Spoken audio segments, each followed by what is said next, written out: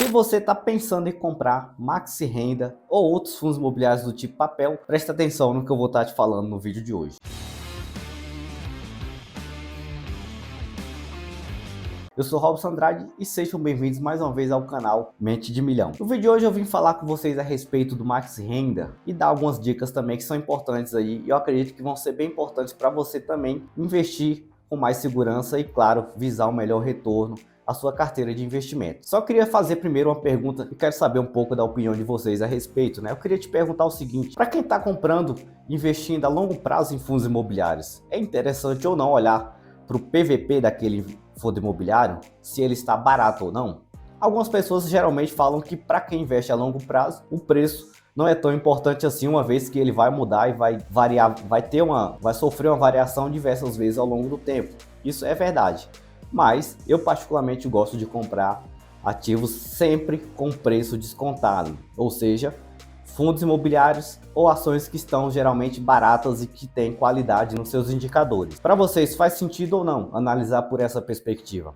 Eu queria só falar a respeito também de outras coisas que são muito interessantes e vale a pena você lembrar antes de querer comprar Maxi Renda, que é pensar e lembrar do que está acontecendo, do que começou a acontecer com a nossa taxa de juros. Nessa semana que se passou, tivemos o nosso primeiro corte de 0,5% na nossa taxa Selic, que é a taxa básica de juros do nosso país. Ela estava em 13,75 e agora está em 13,25. Uma projeção, uma previsão de que ela, durante 12 meses, seria de 13,25 ao ano. E provavelmente ela vai se reduzir mais vezes aí nos próximos meses até o final do ano, em 2024 e 2025, né? Segundo o Boletim Focus, o relatório de mercado ali, a projeção é de que nós fechemos o ano de 2024 com a taxa de juros ali próxima de 11% ao ano, 10%, e lá em 2025 ela esteja entre 9% e 8% ao ano. Isso taxa Selic, né? Taxa de juros, taxa Selic. Por que é importante eu olhar para isso? Porque se eu estou investindo principalmente em fundos imobiliários que estão atrelados a essa taxa de juros, os meus proventos, os meus rendimentos vão sofrer um comportamento de acordo com essas taxas de juros. E a taxa de juros, querendo ou não, também não vai sofrer tanta influência assim, a não ser que as expectativas do mercado, né, que no caso o que aconteça na realidade, seja melhor ainda do que as expectativas do mercado. Se você for analisar bem, ter uma rentabilidade entre 9% e 10% ainda nos próximos 2 anos não é algo tão ruim assim, é até dentro do que é esperado ali na média dos investimentos. Na maioria dos investimentos ali pagam anualmente, a renda fixa principalmente. E a MXRF11 tem uma carteira tem um portfólio, né, de ativos ali atrelado tanto ao CDI, que é uma taxa de juros que se comporta bem próximo disso, quanto outros fundos imobiliários também. Eu vou mostrar algumas informações aqui que são também bem interessantes para vocês, né? Vocês podem utilizar e fazer a mesma coisa para decidirem quais os melhores ativos vocês podem investir também. Aqui no exemplo do próprio Maxi Renda, né? O Maxi Renda hoje, pelo menos a última cotação de sexta-feira que passou fechou o dia em R$ 10,70. O indicador que eu gosto sempre de analisar, né? O fundo imobiliário Maxi Renda, ele é muito bom, isso aí não há como negar. Pagou os bons dividendos, como é o caso aqui de 12,34% nos últimos 12 meses, porém o seu PVP no momento é elevado. E já tem um bom tempo. Se você for analisar o histórico do PVP, né, que é sempre interessante que você faça isso, você não olha o PVP só do momento, mas puxe também o histórico do PVP nos últimos anos para ver qual foi o menor valor que ele chegou em relação ao seu valor patrimonial, ou qual foi o seu maior valor também. Eu gosto sempre de olhar também, assim, pelo menos nos últimos 5 anos, para ter uma noção de como que estava e onde ele está mais próximo do seu topo ou da sua mínima em relação ao seu preço. O Maxi Renda que ele está praticamente no seu topo em relação ao valor patrimonial. Ele já esteve até mais caro que isso, né? Mas aqui ele já está 1,6 vezes ali mais valorizado que seu valor patrimonial. Seu valor patrimonial é de R$ 10,10 e hoje ele está a 10,70, então a cota teve uma valorização de 60 centavos aí, o que daria uns 6%, né? Então ele está com uma valorização de 6% acima do seu valor patrimonial. E isso, querendo ou não, o torna um pouco desvantajoso em relação a outra infinidade de fundos imobiliários que nós temos aqui disponíveis para investir, que também possui bons indicadores. E quando você quiser e optar por outras escolhas que podem ser interessantes nesse momento para você, você pode utilizar aqui no caso do Investidor 10 para fazer a sua pesquisa, né? Você pode vir aqui em FIRS, em fundos imobiliários, e pesquisar pelos menores PVPs. Aqui você já vai ter um resumo de todos os fundos imobiliários com menor PVP no momento. E você consegue fazer um filtro aqui da forma que você desejar, né? Aqui você tem o PVP do menor para o maior, ou você pode vir dos que está mais próximo de do seu valor patrimonial, até o que está mais desvalorizado, que está menos com seu PVP menor no caso, né? Eu geralmente não gosto de fundos imobiliários que estão com PVP muito elevado, acima, por exemplo, de 1,5%, 1,6%, 2%, 2%, né? No caso do próprio Max Renda, e também não gosto de pegar fundos imobiliários que também está com seu PVP muito baixo, tipo assim 0,6, 0,5, porque isso, querendo ou não, também pode ser um risco, né? Então eu sempre pego abaixo ali de 1, entre 1 e pelo menos 0,80, que eu acredito que é uma margem de segurança interessante. Até 0,75, 70, dependendo do fundo imobiliário também, ainda é interessante de analisar. Eu falei, o fundo imobiliário pode estar barato e isso não quer dizer que ele seja ruim, né?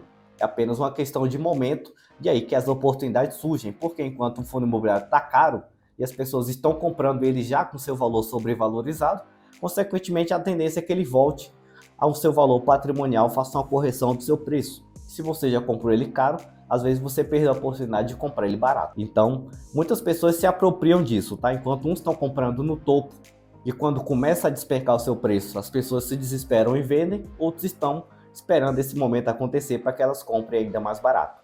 E a longo prazo, eu acho que uma das coisas essenciais é comprar sempre ativos que tenham qualidade e, claro, ter um preço também relativamente barato, que seu preço em relação ao seu patrimônio seja sempre ou pelo menos mais barato que isso, porque a tendência é que ele busque, né, a sua valorização e não a sua desvalorização maior ainda. E outra coisa também relacionada a fundos imobiliários de papel, os rendimentos tendem a diminuir e muitos desses fundos imobiliários tendem a se desvalorizar um pouco também em consequência disso, porque a tendência é que o investidor tire, né, migre desses fundos imobiliários do tipo papel, principalmente quando eles começarem a pagar menos, e busque fundos imobiliários, principalmente do tipo tijolo, que recebe ali receita de aluguel e não de juros ali de CRI, por exemplo. Se você for buscar, fizer uma pesquisa sobre fundos imobiliários do tipo de logística, galpão logístico, de outros, por exemplo, shoppings, também você vai ver que a maioria deles vem se valorizando nos últimos 3 meses, porque muitas pessoas já começaram a se antecipar, né? A maioria deles estavam bem descontados até um tempo atrás, quando as taxas de juros era atrativo investir em renda fixa e em fundos imobiliários do tipo papel, e agora é a hora que vai se reverter esse movimento. Então, a tendência é que se a taxa de juros começar a cair mais e mais e mais, fundos imobiliários de papel se tornam menos atrativos em renda fixa, ações e fundos imobiliários do tipo tijolo se tornem mais atrativos. E, consequentemente, você se antecipando também, você consegue pegar uma valorização maior das suas cotas. Aqui na questão, se você pegar os menores PVP, você pode filtrar até pelo segmento, né? Você pode escolher fazer uma análise só sobre fundos imobiliários, por exemplo, do tipo logístico, indústria e galpões. E aqui eu vou até mostrar o exemplo, tá, de 5 fundos imobiliários que também não são tão ruins. Se eu pegar o PVP aqui, o valor do tamanho, em questão de tamanho de patrimônio, que eu sempre gosto de pegar os maiores fundos imobiliários, né, que tem um patrimônio de 1 bilhão, acima de pelo menos 600 milhões, eu consigo ver alguns fundos imobiliários aqui que têm algumas características bem interessantes, como por exemplo o HSLG, RBL, que é o Renda Logística.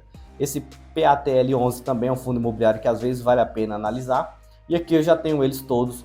Notem que todos eles têm um valor PVP, né, um indicador PVP abaixo de 1. E pode ser uma boa opção para quem está buscando, claro, outras opções e não for comprar no caso, e não compre, na verdade, um MXRF11, por exemplo, já no seu topo de valorização.